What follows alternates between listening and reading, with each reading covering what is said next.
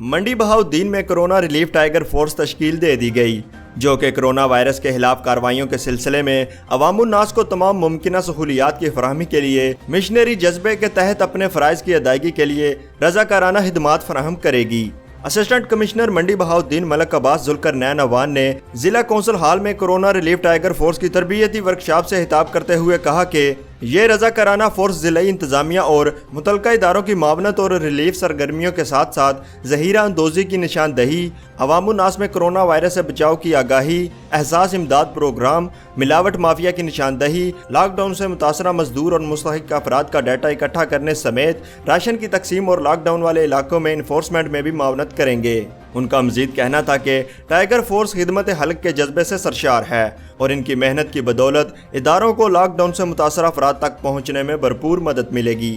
Khurram Shahzad, news alert, Mandi Bahauddin.